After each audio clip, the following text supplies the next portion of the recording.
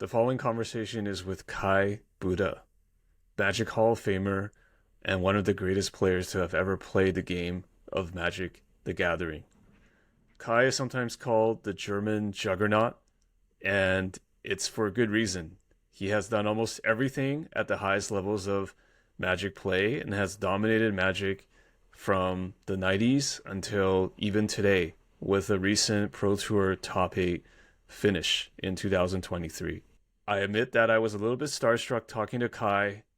He has a very storied background, but what I found to be most refreshing here is how candid he was and how he doesn't take himself too seriously. I think that's truly a hallmark of someone who has the right perspective on things, and I am so excited to be able to present this conversation with you.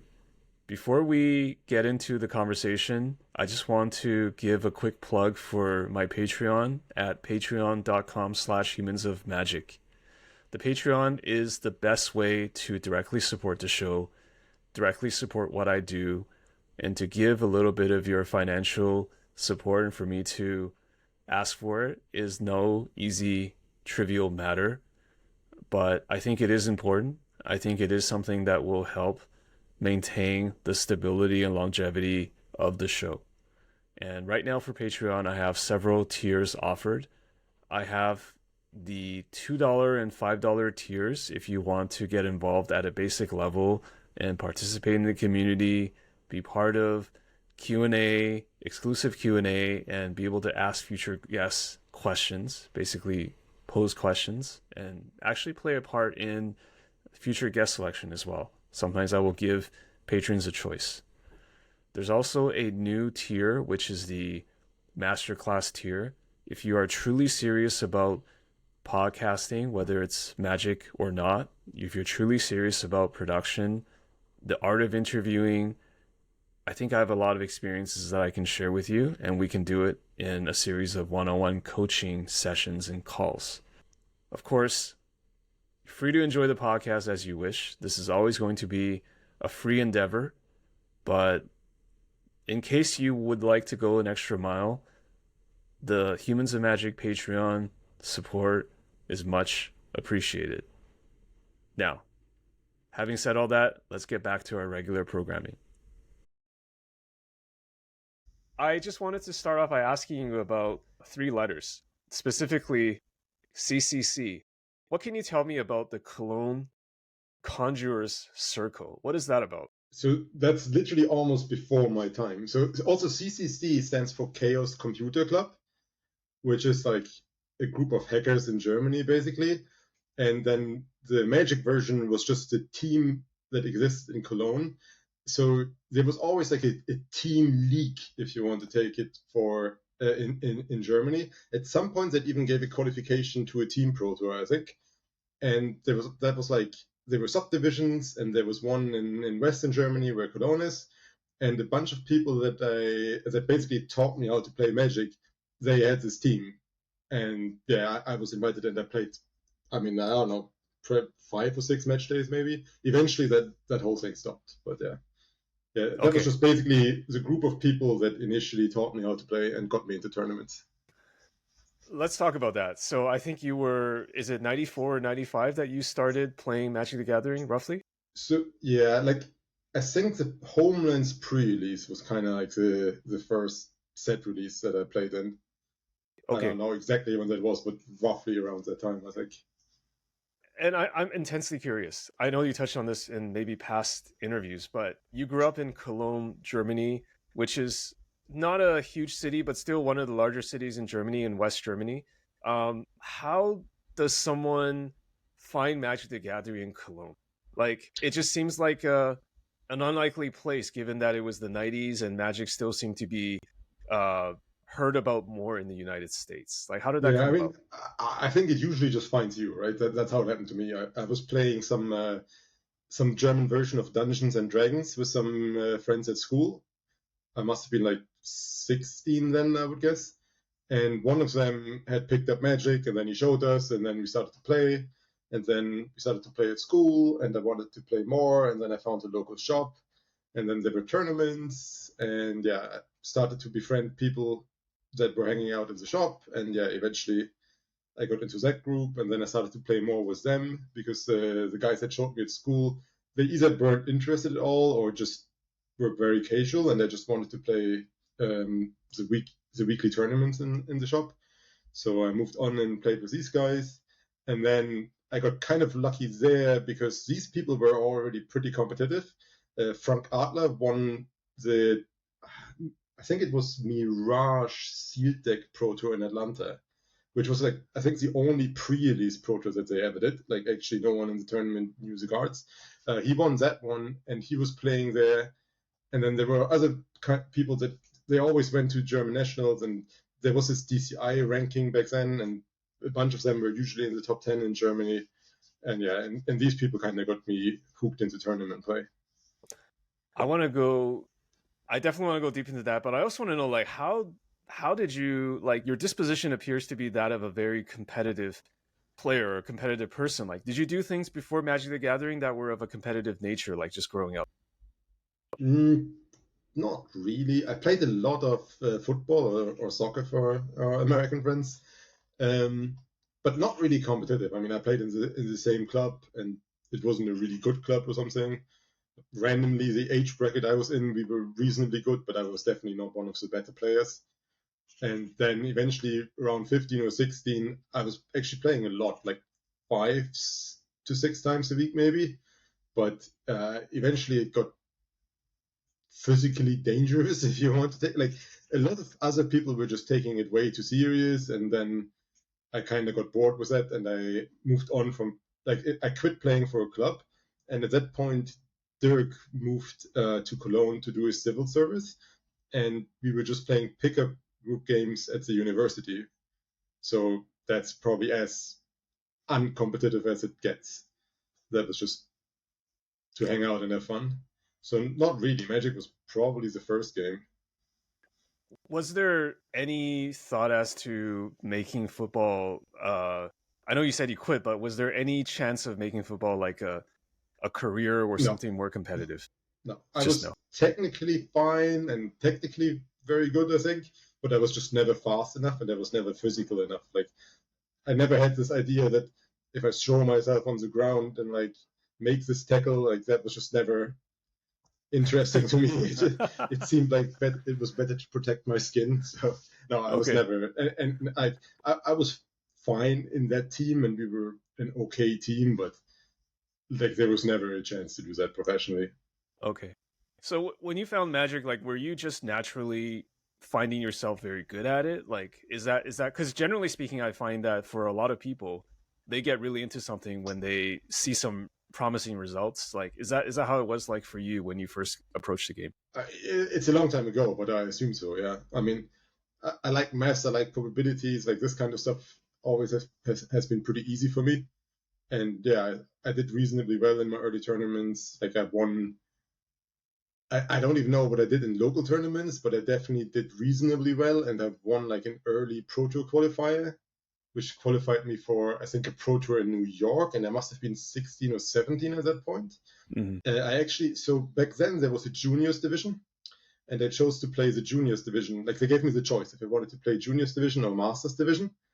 And at that point I was like, okay, I mean, this is my first Pro Tour. These people are probably insanely good. I won't have a chance, so I'll just play the juniors division, where you only got scholarship money instead of real money, which was kind of useless for me because education is free in Germany.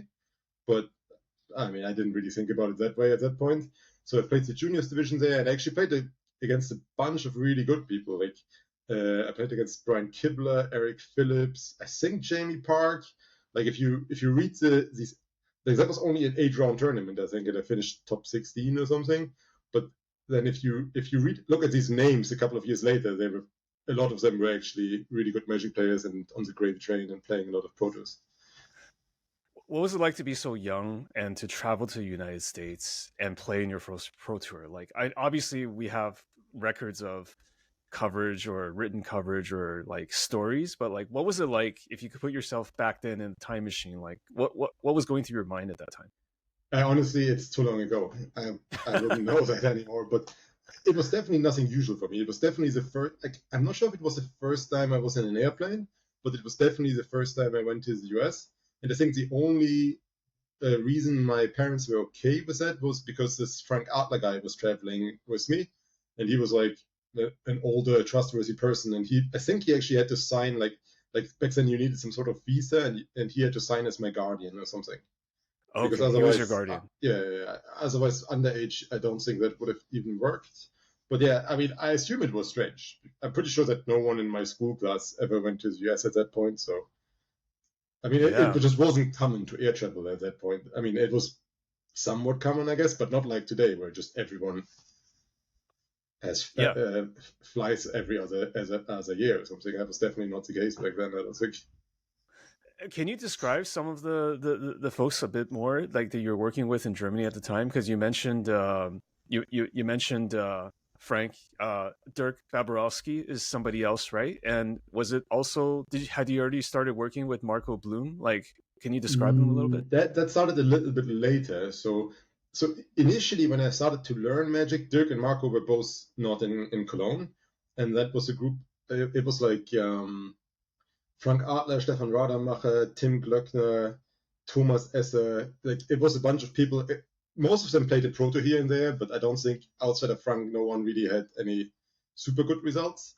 But on a German level, these people were very good, and people knew who they were, and they always played all the German nationals, did reasonably well there. Some of them actually traveled to the first Pro Tour, I think, in New York, where you actually could just show up and then play. There were no invites for that.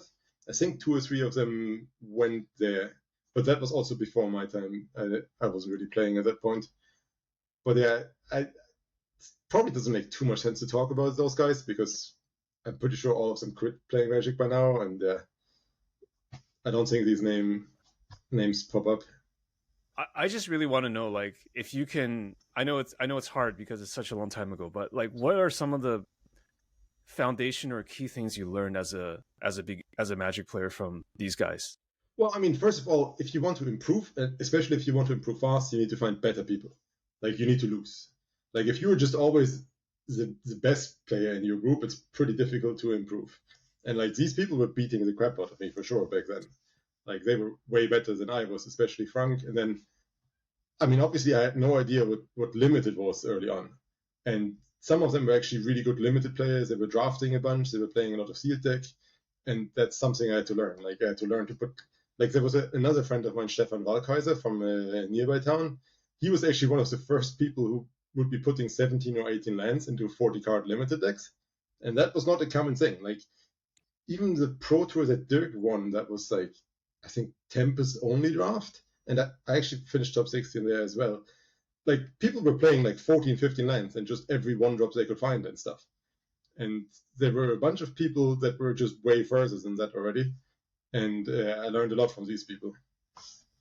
That's amazing. Like, so there were basically insights about how to play Magic properly, or maybe how to play Magic in different ways that you just don't get exposed to unless you work with these people. Is that right? Yeah, I mean, this is basically before the internet. I mean, there's no World Wide Web. There was like usenet groups. There were a bunch of usenet groups on US servers, which like university servers, which I actually had access to because both my father is a computer scientist and he was working for like a research facility and they had a standing connection to the US, which was pretty rare back then. And then another friend of mine who I played a lot with locally, I'm not even sure what he studied, but he later on actually moved to San Diego in like 2000 or something to finish his studies there. And he had a lot of contacts in the US, and he was always grabbing like the newest PTQ deck lists from like back then it was the Dojo was the first site, but even before that it was just Usenet news groups basically. And he had access to all of that, and he always grabbed decks from there, and we talked about them and playtested a little bit, and yeah, that all of that. Like information was just so much more difficult to get hold of than it is today. Like today, you just go to MTG Goldfish or anything else, and you just see all these deck lists and you see all the tournaments. And back then, that stuff was actually difficult to find, and a lot of people just didn't have access to that. So actually having that advantage was pretty nice. So when you and your friend found information on the dojo or on Usenet, like did you share it with the rest of the team? Because to me it would seem like it's just nobody else has that information in your area other than you and your friend, right? Yeah, but we were always talking about it with other people. It was like a lot of the time back then we were just building necropotence decks because that was like the Black Summer or whatever it was called, when just you had to play necropotence. There were some people trying to beat necropotence, but realistically you only beat necropotence by having a better necropotence deck. And then yeah, we were always trying to get like the latest technology from there, and then playtest and yeah, improve that stuff. Were you an outgoing person? Like I would imagine for someone to like interact with strangers on the internet or on Usenet, like is that just like is that because you really wanted the information for Magic, or are you just like a person that kind of is naturally okay with doing that? Well, those were mainly news groups, right? So people were posting their deck lists or they were writing tournament reports. Like it was less like chatting or something. I don't think there was much chatting involved. It was just people would post something and then maybe there would be a discussion or something. But back then my English wasn't great either. So I don't think I participated much in these discussions. I was just leeching the information out of that. I'm asking because I talked to one of our mutual friends, and he had a very fond memory of you and how he first saw you on the Usenet boards. He said that you posted something like, "Hey, I'm Kai Budde. I'm looking for playtest partners. Like, this is my address." Like, it's like that's why I'm asking, because it seems like you're just really putting yourself out there at the time. I don't even know if you remember that, but he certainly did. I Yeah. do not know. It seems pretty unlikely to find anyone in Germany to be able to play this on an American news group. Right, But I that's right. mean, There's no spell table Magic Online, so I don't know if you were no, doing that while you were in the US already. I don't know no, what no, time. definitely not. No, I was Okay, like that was I went to the US for this tournament in New York, and then the next time I went to the US must have been like 3 or 4 years later. I think. yeah, uh, yeah. Anyways, our mutual friend just said that you posted all your personal info on Usenet. You just said, "Hey, I'm Kai Well, Budde. I'm looking for playtest partners. Here's my address," and he still remembers it to this day. So it must have made an impression on somebody. So yeah, that seems pretty harmless, honestly. I don't think I would yeah. mind doing that today either. I mean, what's gonna happen, right? Well, I mean, the internet now is very different. Sure, but So like, if people really wanted to, they could probably just search it and find it somewhere. I would think. hmm I mean, that doesn't seem to be a problem. yeah. So you played your first pro tour, and had you already moved to Hamburg by then, or was it after? That was way after, yeah. Like my first pro tour was this junior one in New York, and then I actually so that was the last junior event, and then the top 32 from there got an invite to the next Masters Pro Tour. But the next Masters Pro Tour was somewhere in the US, so I asked Wizards of the Coast if they could move it to the second or third next Pro Tour, which was Mainz in Germany, because obviously that was a lot more convenient for me. They actually did that. So I played this Pro Tour in Mainz. I made second day, but I didn't make top 32. And then I wasn't qualified for the Pro Tour for maybe 2 years or something. And then I eventually won a qualifier back. And at that point, when I won that qualifier, Dirk had already moved to Cologne for his civil service, and we were playing a lot of Magic. And Dirk also qualified for the same Pro Tour, and this was the Tempest Limited in Chicago, which Dirk actually won. And I think that was his first Pro Tour. And going into this, we were like, yeah, I mean, we have no idea how good other people were, right? Because it's really difficult to compare. Like, we weren't going to Grand Prix at that point. Like, we thought we were good. At least we could compare ourselves on like a national level, and we felt like we were quite good in that regard. But like, there was a chance that the Americans were just way better than us. But then when we played the tournament, we were like, oh, whoa, this is, we're actually pretty decent at this. So, yeah, I mean, Dirk won, I finished top 16, and then we thought, like, okay, maybe we should go to more tournaments. And then we started to go to more GPs that year, and we were both then qualified for all the Pro Tours. And that was then, like, that year I had really strong runs on the European GP circuit. I think there were 5, and I played all of them, and I finished second, first, and didn't make day 2 in the fifth. So I had a super strong run there. Dirk kept doing well on the Pro Tours, and then the last event of that season was Worlds 99 in Japan, and they actually won that one, which also got me Player of the Year. Dirk did also pretty well, and then the German team finished second in the team event, which had Marco Blume and Patrick Mello on it, which were two other friends from Hamburg. And then that kind of made Marco move to Cologne for a year to study, and we were playing a lot of Magic when Dirk, Marco, and me were there. And then eventually Marco moved back and Dirk moved back to Northern Germany. And then I actually also moved to Hamburg, also to study, but also because I wanted to play Magic there. That was... I see. So the three of you were actually in Cologne, and it sounds like Marco was in Cologne because of a big reason was the fact that you and Dirk were there. Oh, and then sure, and yeah. then eventually all of you relocated to Hamburg. That's quite the dedication. Like, so by then you've already decided, like, you've already won some PTs, you've already done quite well. So it's like, is Magic just you decided like Magic's going to be your career? Is that how it's going to be, or? Well, I didn't decide like that at that point, but I definitely wanted to play Magic professionally for the next couple of years. I mean, at that point, I mean, it was, you couldn't be certain that Magic would survive in the way it did, right? Like, it was still a relatively new game, and I mean, it could have just died. But yeah, for now, I was definitely locked into playing a lot of Magic, and definitely Magic was more important than studying for me at that point. Did you have a lot of interactions with Wizards of the Coast or the folks that were organizing the Pro Tours? Like, what was that like back then? Like, just the DCI and the tournament body, or the whole thing? It's very similar to today, and it's a lot of the same people still running this stuff. I mean, Scott Larrabee is still around. He was around in a similar position back then. I mean, I had some contact, but I mean, nothing abnormal or something. I mean, I was talking to them, and I got to know them, obviously, because I was at every event, but I mean, nothing special or anything. Mm-hmm. So it's actually still a lot of the same people, and the interactions still feel similar even today, like, so over the decades. Actually, all the structure of the tournaments is surprisingly similar as 20 years ago. Like, if someone only played a Pro Tour 20 years ago and then went to a Pro Tour today, I don't think they would need to get many explanations. It's basically still the same thing. Mm-hmm. There's two things I actually want you to explain for the listeners, because some listeners may not have been following Magic coverage or even have been alive back then. I'm more in your age group, so I definitely I'm in my 40s, so I'm definitely had a lot of history with Magic just as an observer.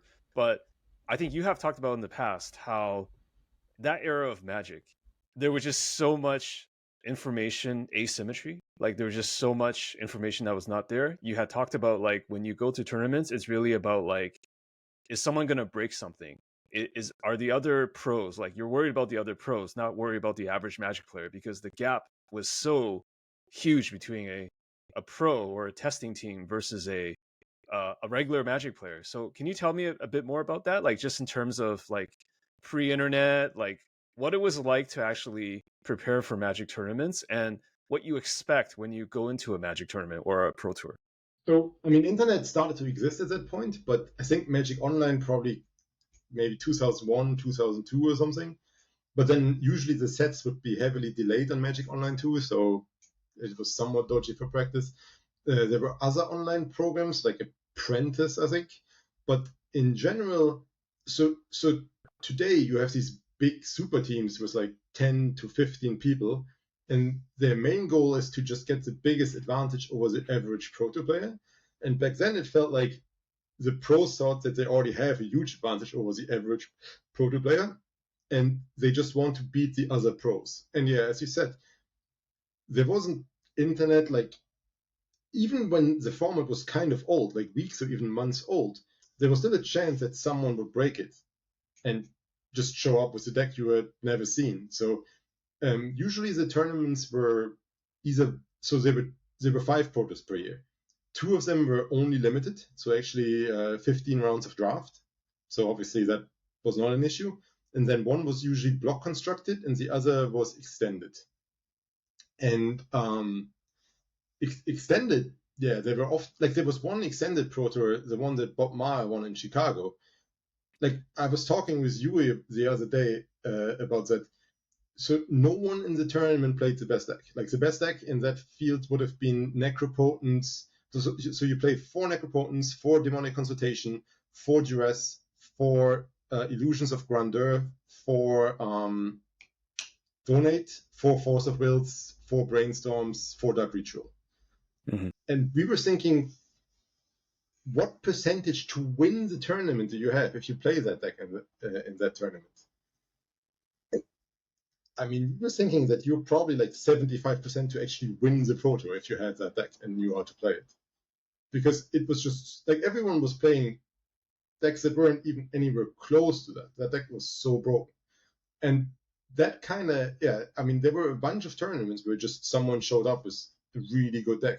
And especially Dirk was really good at building these kind of decks. And like for 2 or 3 Pro Tours, we definitely had, I mean, probably just a better deck than anyone else. Like for the World Championships that I won, World Championship back then were 3 formats. Usually day 1 was either block constructed or no, day 1 was always standard, day 2 was always draft, and then day 3 was either extended or block constructed. I think that's usually how it worked. And that one was extended, and our extended deck was just so much better. The only problem is that Dirk was really good at building these decks, but then he wasn't all that good at picking the correct deck to play, which I was really good at, I think, and I still am pretty good at that.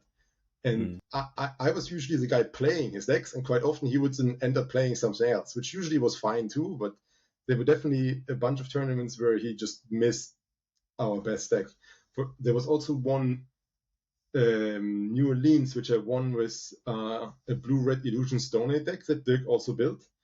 And there were 3 people in the tournament playing that deck. I finished first, Benedikt Klauser finished 5th, and then another friend of us finished like 24th or something. And Dirk didn't even go because he didn't think we had a good deck or something.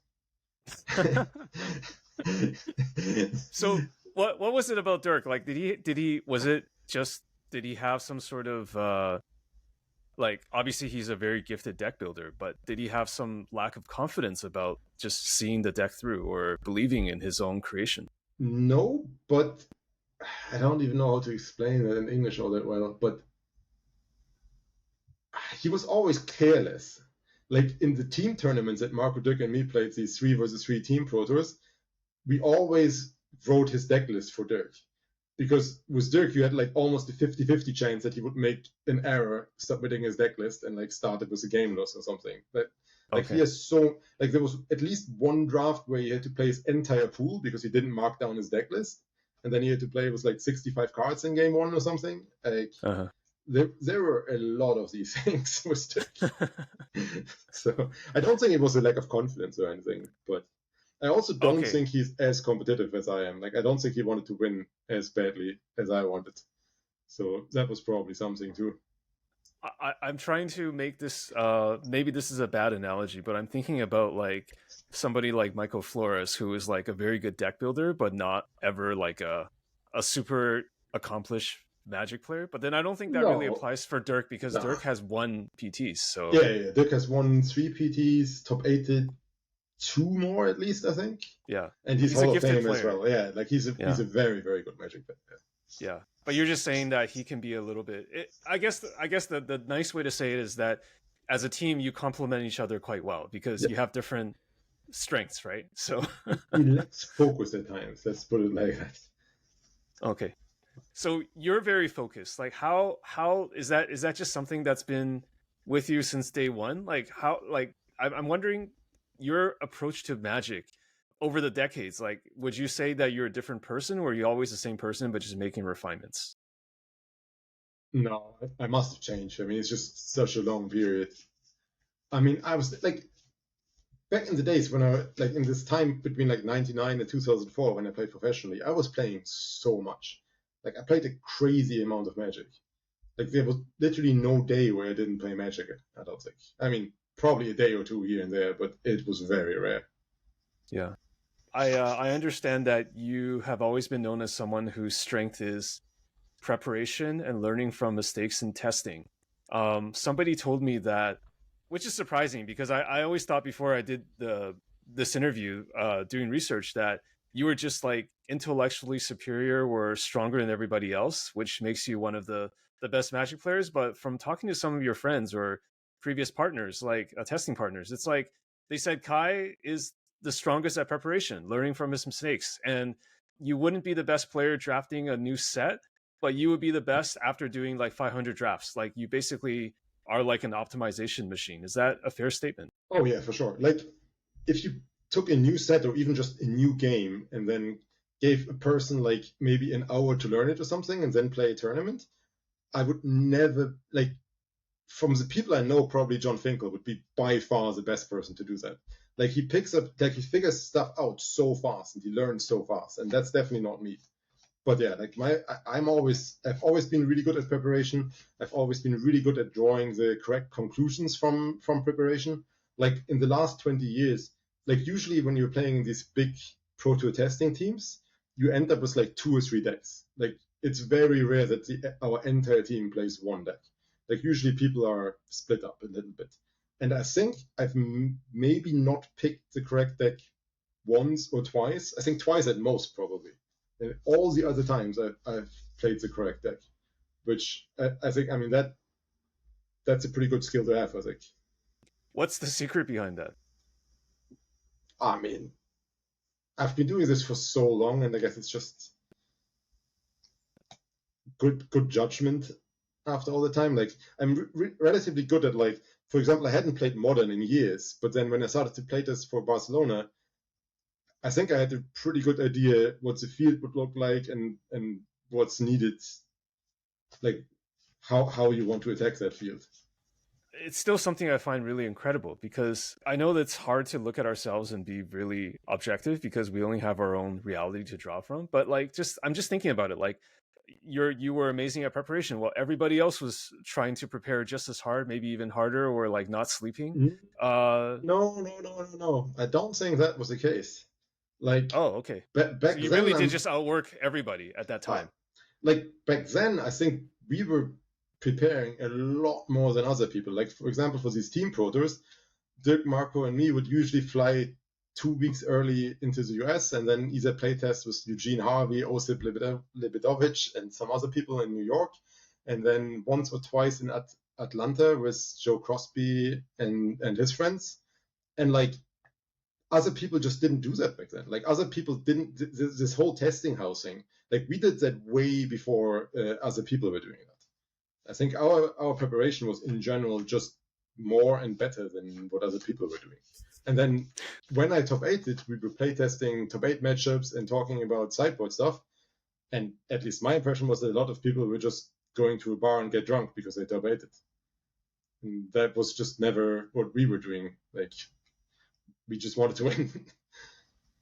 Just putting in the work. And how long did it take the rest of the world or the Americans to catch up and realize, like, hey, these guys are doing a lot of preparation. That might be why they're winning. Yeah, I think around the time when I quit in like 2004, 2005. I mean, the main reason that I quit was that everyone else around me quit. Like there were a bunch of people in Hamburg with Dirk, Marco, Christian Lewis, Patrick Meadow, Dominic Hotto. All of these people quit because they either got bored or like had real life stuff going on, and all of these people quit. And then I just didn't really have playtest partners anymore, and it just wasn't fun anymore. But I think around that time, it like the playing field got definitely more level. Like other people were doing similar amount of preparation as we were doing. Mm-hmm. What made you come back? Because not all of your friends came back. So, I mean, the first few years after I quit, I couldn't really. So, obviously, I could have played, but then I would have had to play PTQs and GPs and maybe get a Pro Tour invite. But then I think 2008 or 2009, I got voted into the Hall of Fame, and suddenly I had all these invites again.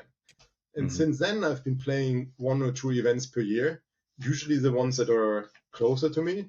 For a while, I was living in Curacao for work reasons, which is in the Caribbean. So then I would play like 1 or 2 tournaments in North America, and otherwise I would try to play the ones in Europe. But yeah, I mean, so I guess 2005 I also needed a break from Magic because I had played so much. But still, like, playing these tournaments and preparing for these tournaments is a lot of fun for me. And time allowing, I would always, like, if I had these invites, I probably would have still played 1 or 2 per year. But then reality was in 2006, I just wasn't qualified for anything anymore. And I understand that every Pro Tour, every high level event you play, you prepare the heck out of it, because I know there are some players who are in the Hall of Fame that they get these invites and they don't put in a ton of preparation. They just kind of show up because they have the invite. But I understand that's not true for you, right? Like every Pro Tour, you're basically preparing and taking it very seriously. I've done that like maybe once or twice. Like there was like one World Championship in Paris where I just basically didn't have any idea what the cards were doing. Back then, World Championships were just another Pro Tour, basically. 400 player events. They were just called World Championship. I definitely did that once or twice, but yeah, usually I'm also too competitive to do that. I think, like, I don't want to go there and feel like I'm dead meat and everyone is just beating up on me. And then, again, also, this whole preparation stuff is actually fun for me. Like, especially this modern preparation going into Pro Tour Barcelona was just great fun. Like, I think the format is great right now. There's tons of decks. There's nothing oppressive going on. Yeah, I mean, I actually really enjoyed that. So, I listened to your podcast with Andrew Cuneo, and you had a very good explanation for like why you actually think modern is a balanced format, and I really quite enjoyed that. You don't have to go through all the reasons again because you did that podcast, but I enjoyed your reasoning and kind of how you arrived at Timor Rhinos. Like it's very how do I say, like it's very methodical and very disciplined, like form of planning and trying to figure out what the best deck was. And it sounds like you guys did a ton of testing, right? So I think our Excel sheet probably had about 6,000 games locked or something. I don't know. We played a ton, but I assume that the other teams did the same. I would be very surprised if the other big teams don't have a similar amount of games. Yeah. Who was on your team? Was it Aspiring Spike and a whole bunch of people? So the core is basically always the same. Also, a bunch of these people don't. I mean, William Jensen is now working for Wizards of the Coast, for example. But like, the core is Reed Duke, Gabriel Nassif, Andrew Cuneo, but he doesn't. Basically, he doesn't want to travel for Magic tournaments anymore. Okay. Yeah. I mean, it's just a bunch of people that I know for a long time, and like I've always been testing with this core group of Reed Duke, William Jensen, Gabriel, Owen Turtenwald, these people. And it's basically still the same team, but obviously a bunch of people quit, and then we added a bunch of new people. Like now there's Eli Cassis, who is super valuable. There's Jim Davis, and then for this Pro Tour, Aspiring Spike joined us. I'm pretty sure we would be super happy to work with him again in the future. But I mean, with the new Pro Tour format, it's actually just difficult to qualify for this stuff. So you kind of have to look at event by event now. While in the past, anyone that was on their team was just qualified for all the events usually, because everyone was on this kind of gravy train, as we called it. But now that doesn't exist anymore, you kind of have to evaluate from event to event. Louis Scott Vargas, Sam Pardee. So I think the team is actually called Channel Fireball now. It used to be called Pantheon, and it was sponsored by Star City Games for a while. Like, if John Finkel would actually play a Pro Tour again, he would also be on their team, I'm pretty sure. But unfortunately, until they have all limited events, it's going to be pretty difficult to get him to play a Pro Tour again. Okay, so John Finkel is basically kind of retired, right? Unless there's a all limited event. And you mentioned Cuneo is like has travel restrictions because of his career and life, so it's not quite the same. I think it's less career and life, more that he just doesn't want to travel. Okay. I just made assumptions. He's just not a big fan of traveling, which I mean is fair. Like you get tired pretty easily. I mean, so back then I didn't mind that much because I wasn't really doing anything else. Like I didn't have like a full-time job or something. So I was probably gone every second weekend for a Magic tournament, and that was okay. But like now, if I want to play a tournament in the US and I'm taking like a week of vacation from work for that, and then that's not really a vacation. I mean, these tournaments are super stressful. Like Barcelona, after day 2, I was more tired than any day working in the last 2 years or something.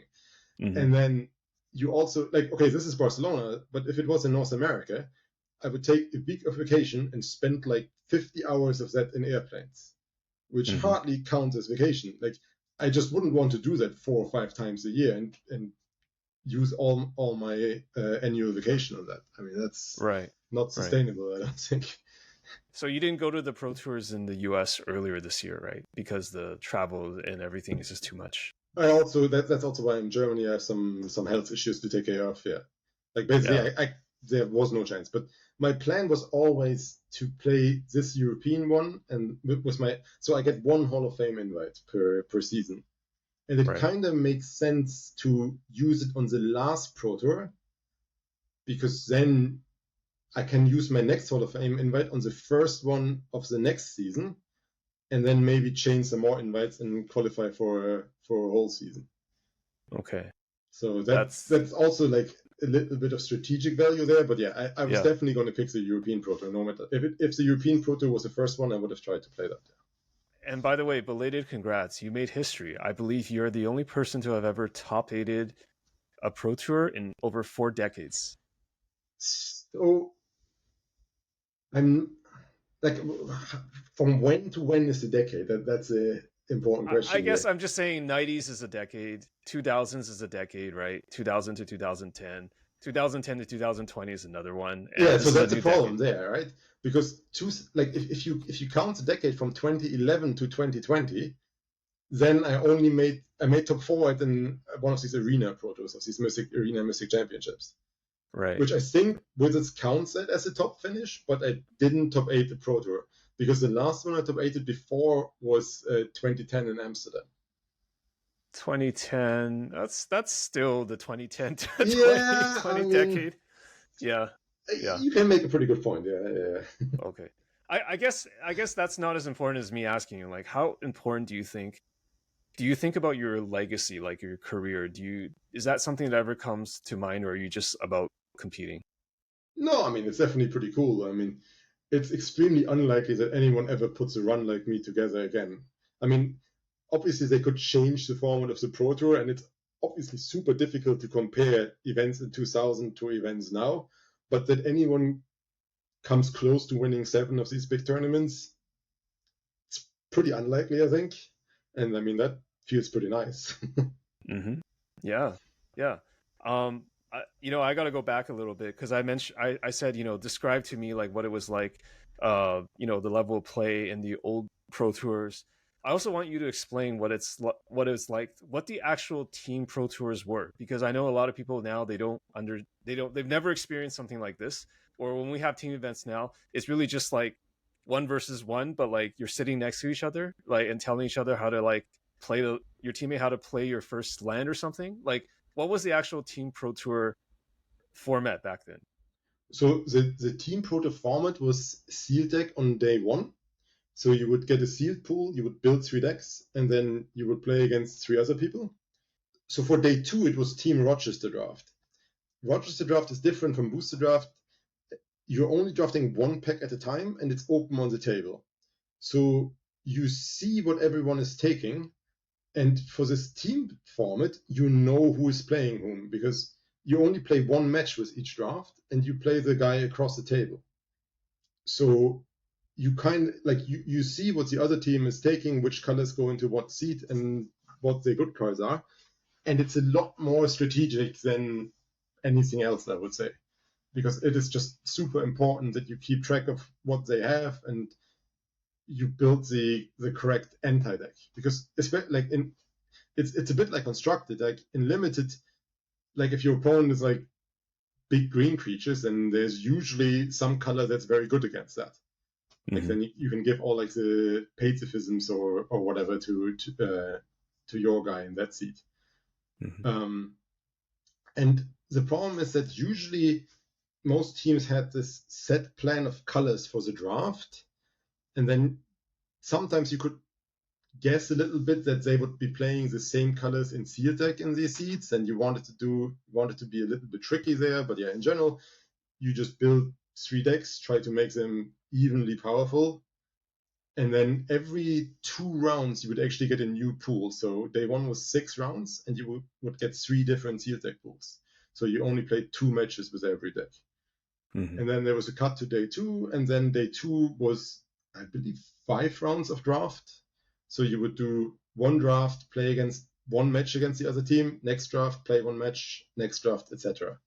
Hmm. And yeah, I mean, this draft format, it's like a little bit difficult to say because regular Rochester draft is probably just a bad format if all 8 people know what they're doing at the table. Because you see what everyone is taking, and if, like, basically this can be, like, bots would be best at this, most likely. Like, there shouldn't be anything random happening because you want to be friendly to your So it will neighbors. turn into a solved format if you Exactly. really Yeah. know. Like, for Okay. example, there was one format where black was the best color, and then the other 2 decks, the non-black decks, were blue-white and red-green. And like, if everyone knew what they were doing at the table, you would have black, blue-white, black, red-green, black, blue-white, black, red-green. And that's how the table should always split up every single time. And I think that's why Wizards of the Coast decided to abandon Rochester draft, because, like, the good thing about Magic is that there is random stuff. I mean, that's actually what keeps Magic alive, I think. I mean, otherwise we should be playing Go or chess. Like, if you Hmm. want to have full information games, these games are probably better than Magic. But what Hmm. what makes Magic great is that there's random stuff going on, and you need to be aware of that. And yeah, like, Team or Rochester draft doesn't really do that. Team Rochester is a little bit different because of the team aspect, but then another problem is that it takes so much time for every single round because you do one draft, then you do deck registration, deck building, and then you play one match, which I think that was why they didn't want to do it anymore in the end. Like, the 5 rounds of drafts, it just took so much time, and you don't get to play all that much. For me personally, that was always great because I like the drafting and deck building part probably better than the actual playing part.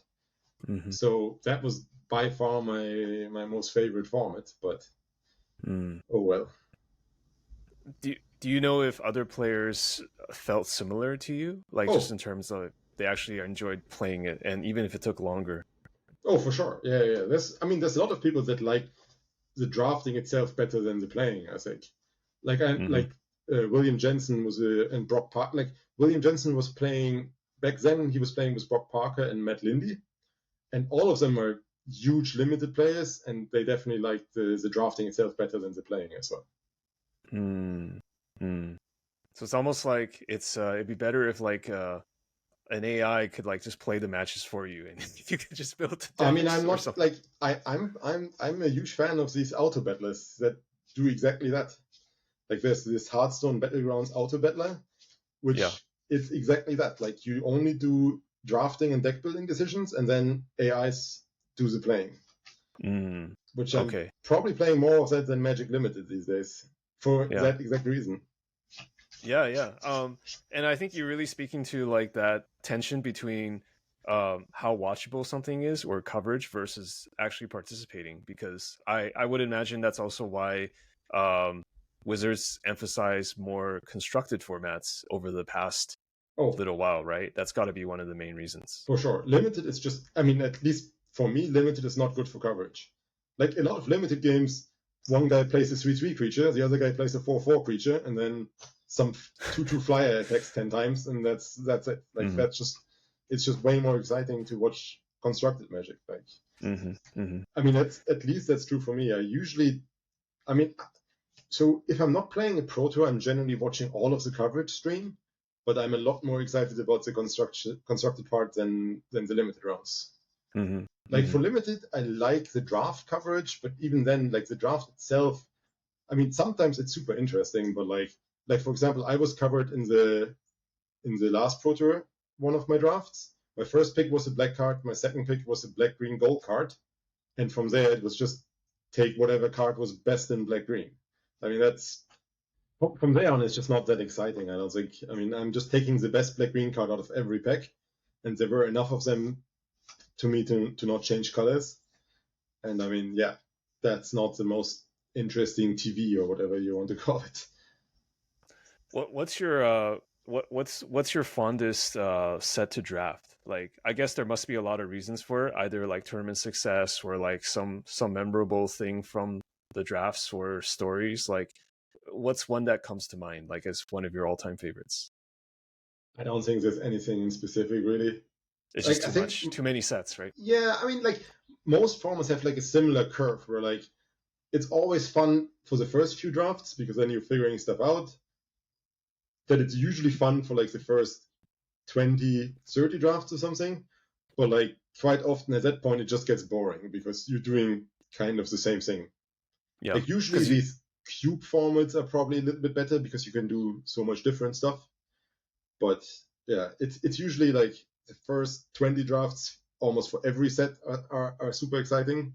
And then it just slowly gets more and more boring. And to be fair, back in the days, the sets were built less with limited in mind. And I think, I mean, there's also problems with that, with how they're building the sets now. But in general, limited is just more fun in the last 10 years or whatever than between 1995 and 2005 or something. Like back then, the sets just weren't designed with limited in mind, and quite often there were just so many unplayable commons, and yeah. But that also means that if you know something special that others don't, like you're just breaking it, or you just have such an incredible edge, right? Especially when there are still players back then that didn't know how to draft. Yeah, for sure. Also, there were a bunch of sets. I don't think that's a thing anymore these days, and the way the PEX works these days, it doesn't matter anyway. But back in the days, the commons were usually what you first picked, because the set design was quite often that the rares were meant for constructed, and then the rares just like back then constructed cards were more spell-like, and it just like there weren't any stupid planeswalkers or creatures with like a page of text or something. Like a lot of the rares were actually bad for limited play, and then there were only 3 or 4 print runs, like how these cards were actually coming out of the printer. And then if someone took a common, you could usually calculate what common he took, because if you get past like a print run of 8 cards and then there's 1 card missing, you know that that guy had to take that card from the pack. And in some of these formats, if 3 people in front of you took commons, you could also often go like, okay, this guy picked this card, this guy picked that card, this guy picked that card. And I don't think, like, I think most pros were aware of these print runs, but definitely not everyone in these tournaments was. So even knowing like the print run and the distribution like gives you an edge, like because you can figure that out. Some people, if they don't just think knew that like the 2 guys in front of you picked like 2 blue cards, for example, when you got your card, which is like that's like a huge advantage. Extra signals, yeah, extra signals. And then for uncommons, it was the same thing, but obviously with only 3 uncommons in the pack, that's a bit different. Like, I assume it still works the same way these days, but given how the power level is these days, rares way better than uncommons, way better than commons. Usually the first picks in limited are rares and uncommons, and that means it just doesn't do anything anymore. But back in those days, it was very common to first pick common cards, and that was definitely something.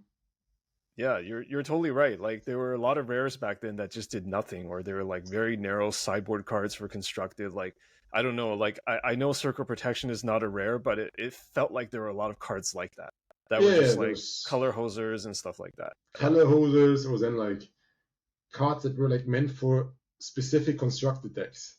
Yeah, like, I don't think they design cards like that anymore these days. No. Now it's like the rares are actually bombs. They're actually like legendary planeswalkers or something like that. Yeah, that's totally true. Similar question: do you have fond constructed formats or constructed blocks? Like, is it like formats where you guys broke it, or like anything that comes to mind? I mean, I always enjoyed playing these Illusion Stone Age decks, and like with Necropotence, without Necropotence. So I guess I like extended legacy, like all these formats with bigger card pools. Block constructed, I never liked that much. Like even back in the days, that was just way too obvious, and just everyone knew what everyone else was playing. And I think block constructed means that you only build your deck from 1 or 2 sets of cards. So basically a Lord of the Rings only Pro Tour. You can only play Lord of the Rings cards. Yeah. And like, I think in today the information is flowing so fast, it would be completely pointless to have a tournament like that. yeah, like I think I prefer modern or extended, something like that. But in general, I don't really mind too much.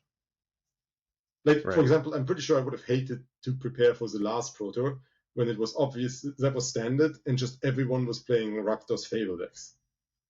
And then, Yeah. like, coverage had 3 different names for Rakdos decks, so it didn't look too stupid. But, like, it Yeah. was like 65% of the field were playing essentially the same deck. It was like Hmm. maybe 5 to 10 cards different or something. And I mean, that gets boring super fast, obviously.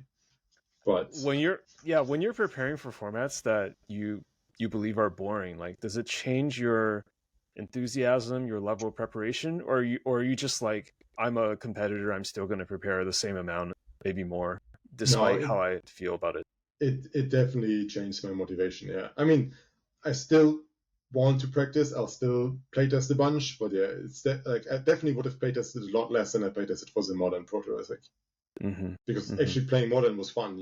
There were so many playable decks. You want to play like a league or two with every deck just to have an idea of how they work, and yeah, there was so much to do. So do you have a known name in Magic Online? Like when do people know they're playing against Kai Budde, or are you using like an anonymous account? I have like I think I have 3 accounts from back in the days or something. I don't think people know my account. Okay. Like on Arena, it's just Kai, but on Magic Online, it's something.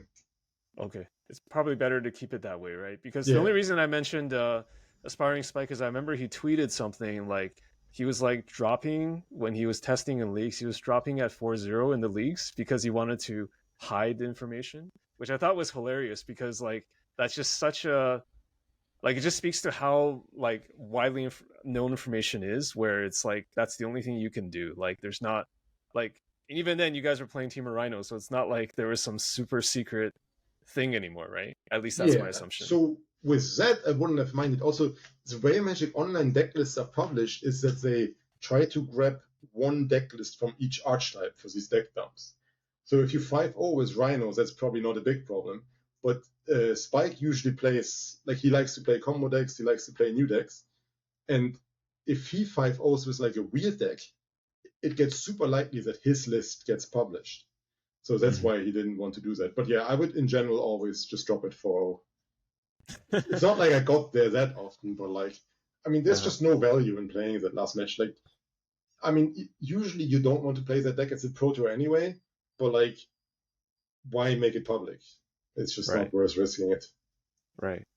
So, because we've been talking a little bit about preparation and testing, can you tell me a little bit about more about like your all-time favorite teams to be testing with? Because you had mentioned the team that you're with now. A lot of folks know about Phoenix Foundation, which is some of the players that you had mentioned before, like Dirk uh, and others. Actually, is it just Dirk and Yes. So Phoenix Foundation was just the team name of our 3-person team for this team Pro Tours. right, right, but Like they always yeah. forced you to have a name, and like Phoenix Foundation is like from this MacGyver TV series. Oh, I mean, okay. Okay. we just really didn't want to come up with a clever name or something, so whatever. Okay. I did watch MacGyver as a kid, but I did not remember that. He's Okay, working for the Phoenix Foundation.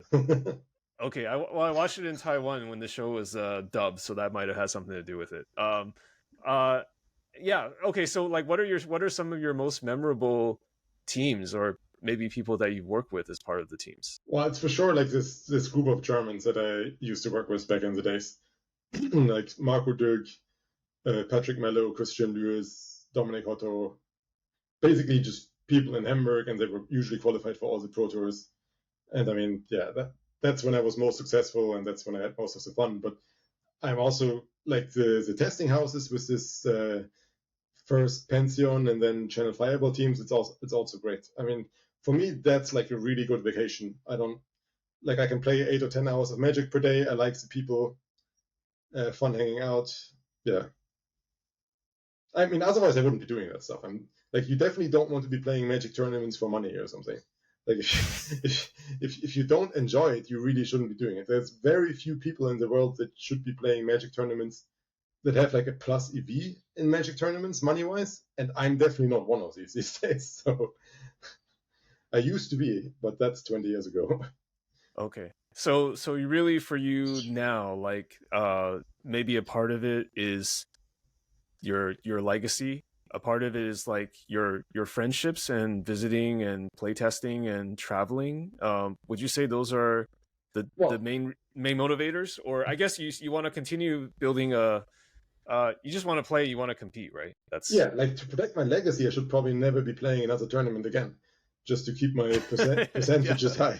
Just retire But on top. Yeah. yeah, no, it's just fun for me. Yeah, like I like the people. I like it's really fun for me to play in big tournaments. Yeah, it's just like that's what I like to do with my vacation days. Mm-hmm. Mm-hmm.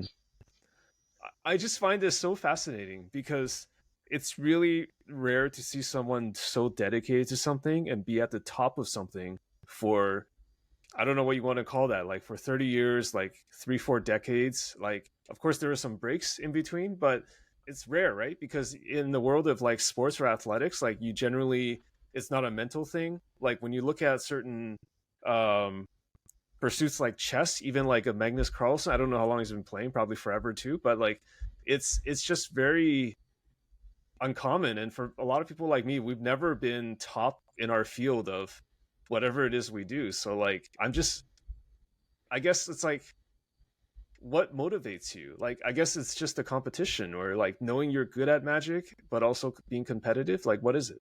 Yeah, I was about to say, like, I'm definitely not top anymore. There's just no way. Like, Reed asked me that before Pro Tour Barcelona, like, where I would rank myself out of the 270 people qualified. And I said, realistically, I'm probably somewhere between the 50s and 100s best player in the tournament. That was my guess. It's obviously pretty difficult to say because with the new structure, there's a lot of people that win a qualifier and only play one event. And I don't know how many of these people that are. I assume I'm better than most of these. But then, like, whatever, like the people that are currently at the top of the game, like Nathan, for example, like clearly he's a way better Magic player than me right now. And it's not even close. Like that is What makes someone better than you or allows you to create the ranking? Is it preparation? Like what is it? yeah, it's a mix of preparation. I mean, like before starting to test for Barcelona, I hadn't played much Magic like the 6 or 8 months before.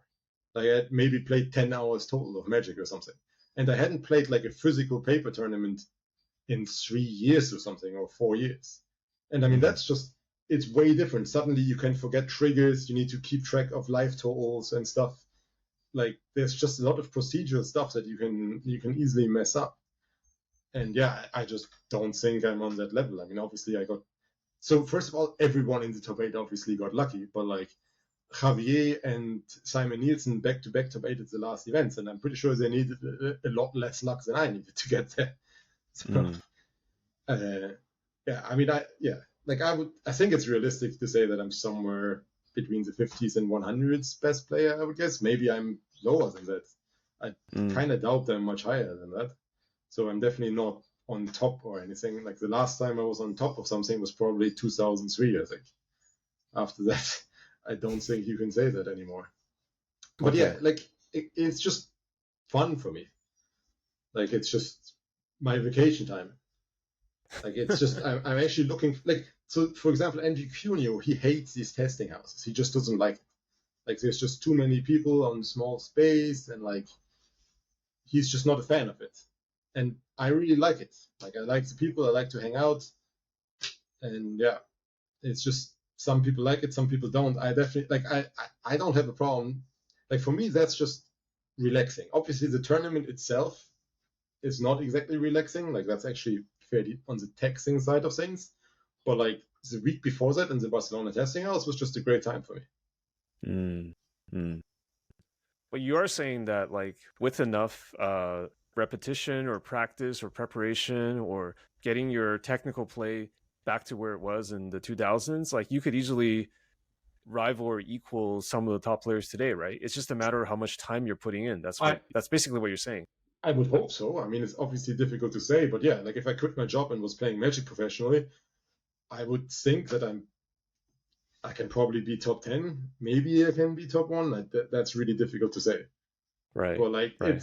I mean, it's definitely like you need to put in time. Otherwise, it's just not Yeah. like, I mean, Yeah. I think John is just a more talented Magic player than me, but I think between 2001 and 2004 or whatever, I was just better than him.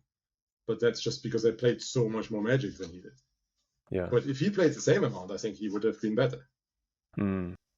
Was that actually a rivalry, or was it just something that like media made it out to be? I mean, it's a friendly rivalry.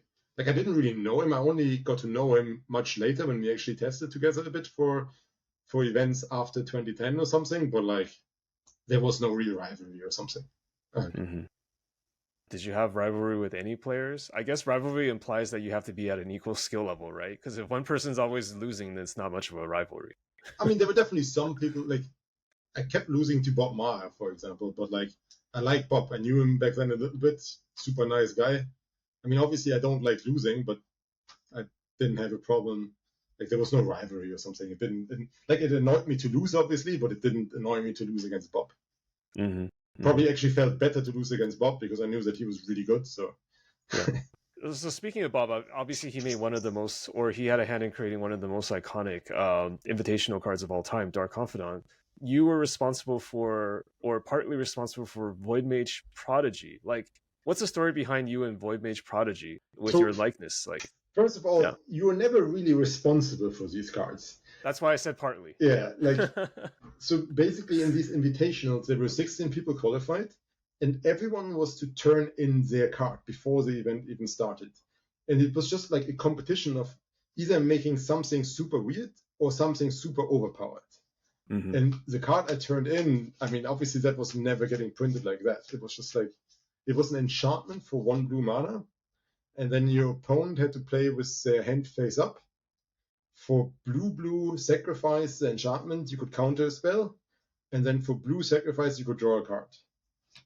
So that was just strictly better than Jesus. All right, so it's just like a built-in peak with like counterspell value, an uncounterable counterspell built in, because it's just it's just like an on-use effect basically. Okay, so that's what you actually submitted. Okay. Yes, and like obviously that was never getting printed like that. I mean, okay, but like, I didn't think I was winning the tournament either.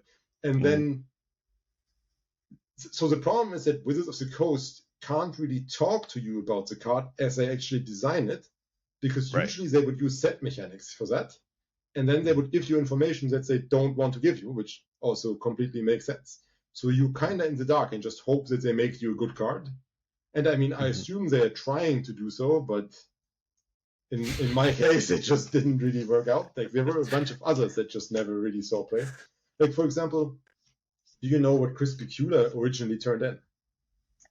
No, you have to tell me. I okay, have no so idea. The card he submitted was blue 1, 2, 3, and then you could you could name a spell when it comes into play, and then you could sacrifice it to counter that spell as it's being cast. Which is way worse than Meddling Mage. It's not even anywhere in the same league. Yeah. Like, Meddling Mage costs a mana less, and it just permanently locks out the spell instead of sacrificing it to counter. Right. So, like, you just don't really know what you're getting out of it. Like, so they either make it a lot worse or a lot better, and you have no like input into the whole thing. Yes, basically. Like, I like the current approach much better. Like, at least I don't know what the current approach is, but currently the world champion gets their card, and it seems like what they're doing is they just design a set, and then they're taking a look at the cards and go like, okay, we could use this card. Like, at least that's my impression what they're doing, and that makes a lot more sense, because like, it doesn't necessarily have to be the best card in a set, but like, it should be a good card. Right. Yeah. I mean, this 2/1 fairy that Utah got, I mean, that's going to see tournament. It's seeing tournament play, so that's pretty nice. Yeah, or it did before the Orcish Bowmasters came into existence. But those, I mean, I don't think it's ever good enough for modern.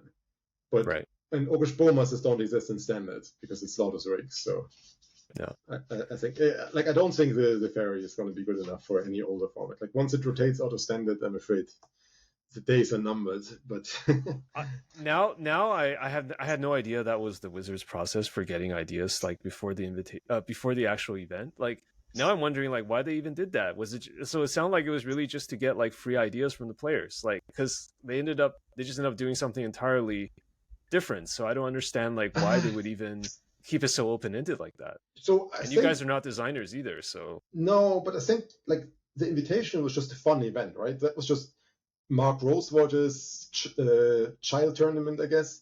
Like the formats were always something super weird. Like we never played normal formats. It was always something crazy. And I think that was just part of it. Like they just wanted to see 16 crazy cards from the people playing in it. Okay. Yeah, so you didn't have too much to do with the final card other than having your likeness on it, because your submission is like, I don't know how to describe it. It's like 2 order of magnitudes better than the final thing. So. Yes. Yeah. No, I mean, given that it costs 3 total mana to counter it, it probably wouldn't even be super broken. Like I'm not even sure it would see legacy play or something, and it's probably not nearly good enough for vintage these days, but it was definitely just way too powerful. Like, I mean, at that point, they already realized that Counterspell is probably just too good of a card. Next question for you. In terms of Magic players all time, you mentioned John, of course, but who are the other 4 in your all-time top 5? I mean, I really don't like these kind of listings, honestly. It's just I'm because sorry. I could give you an answer for like every single year, but like overall, it's just, I mean, you probably just have to go by tournament results, but then also tournament results are just so random. Like a good friend of mine, David Brooker, he finished 9s, 9s, 10s, and 11s. Those were his 4 best Pro Tour finishes. And like, if literally his tiebreakers were a little bit better and he won one of these and finished top 8 the other 3 times, he might have been voted into the Hall of Fame by now. Like, it's just, and I mean, obviously just my these turn, micro moments, right? Yeah, exactly. Like my turn, like I won my first 12 matches inside top 8s, which is that's like somewhere under 1%, I'm sure. So like it's pretty easy to say. Oh, it's not easy, but like for example, Nathan is very likely just the best Magic player right now. But like top 5 overall, I mean, you can just look at results and go from that, I think. But like, it's just not the best metric, and anything else just doesn't make any sense because it changed so much over the time. That's a fair answer. I mean, there's some combination of like Yui, Reed, PV, Louis Scott Vargas, John Finkel, like Gabriel Nassif, all these people are in there, but like saying this guy is better than this guy, I don't think. Yeah. We should celebrate them all, right? We should exactly. We should celebrate great players. They're on the Hall of Fame or they're recognized for their body of work. That's all there is to it, right? Doesn't need to have a tier list or anything. That's very I'm simplistic. always like, someone was saying like, are you worried that Nathan might like break your run or whatever? No, I mean it's just good to see that someone is doing well at Magic happy tournaments. if someone does that, right? Yeah, exactly. I mean, if he just wins the next 5 Pro Tours, I'm going to be happy. I mean, I don't have a problem with that. I want to ask you a bit about. So you actually you're still a Magic player, but you're in sports betting, like, and you're not the first person I've talked to who's done Magic, but also sports betting as well. Like, is there some sort of like skill set that makes it easy to do or convertible to do sports betting, like just games, or like what is it exactly? Well, so when I got hired as a trader. So I was just doing risk management on soccer games basically, and that overlaps a lot with. I mean, not a lot, but it overlaps to a good amount. I mean, this whole risk management part is just you need to be aware of probabilities. Like you get a bet from a customer, you see the customer stats, and then you have to figure out how much you want to change odds. It's a lot about. It's kind of similar, like reacting to Magic game states. I mean, it's kind of difficult to explain, but there is a lot of overlap. So basically, what happened was that another Magic player, Zwi Mowshowitz, he was betting with this company because he's a super smart guy and he built a baseball model that was just better than what this bookmaker had. And he was beating them. So they just bought it from him. They told him, look, we want to hire you. We would like to have your model. Just work for us. He did that. It worked super well. And then they hired Zwi and Ted Knudsen and Seth Byrne. Those were like 2 partners of Zwi at that point. And then they were like, okay, so we want to hire more people with a similar skill set. They were like, well, we know a bunch of Magic players that we can probably hire. So they made a job offer to Mark, Dirk, and me. We took that. And then over the time, the company hired a bunch of other people. William Jensen, Eugene Harvey, Antonino De Rosa. Like there have been a lot of Ben Rubin. I don't know. At some point, we had 5 or 6 Hall of Famers, I think, working in the company, and a lot of these people are still there, actually. Yeah. Have any of you like written a book about this? Or maybe it's like the information is too secretive. You don't actually want to share it. Like you lose the alpha or the edge, right? Because it sounds like there's like some systems or some methodologies that one could use here. Yeah, well, I mean, this is all like Zwi doesn't work for the company anymore, and this I'm sure this model that he built back then is outdated by now. I doubt he would want to write about that, but like in general, there's not that much secretive about it. I mean, it's just like a job, like someone working at like what John is a hedge fund manager. I mean, he doesn't mind talking about it either, but he wouldn't want to explain you why he does exactly what he does at work, I don't think, because that would probably be a little bit too much. But I don't think there's much secret about it. And for example, what we all got hired for was actually trading these games, and that doesn't exist in that form anyway anymore because computers are just taking over. So what I'm doing now is more of a product management job, where I'm like, so we have these models, and then we have automatization that when, for example, you make a bet, then automatization looks at our model, it looks at your stats, and then it moves the odds accordingly. And my job is mainly to build these models, to help build these models, and to implement them and see that everything works. But like this actual trading of games, at least for Pinnacle, the company I work for, it's less and less. Like we used to have 15 soccer traders, I think, and now it's like 3 or 4 maybe. And they're just honestly less and less important. It's still pretty important for the super big games where you actually want to build like active positions and you just want to make decisions, but like 99% of the games are just being traded by automatization these days. Because I mean, computers are just better at this stuff than humans. That's the sad truth.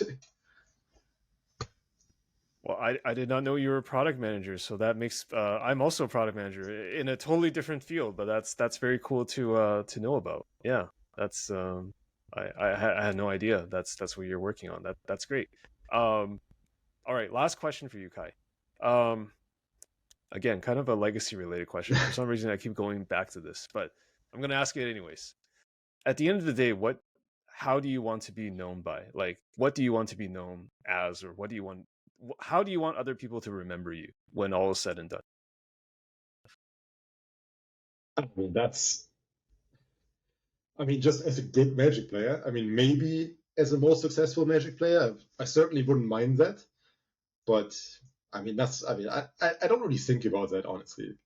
Like, I'm just playing these tournaments because it's a lot of fun for me. Obviously, it feels super good to do well. Like, making the top 8 in Barcelona, I was extremely happy about.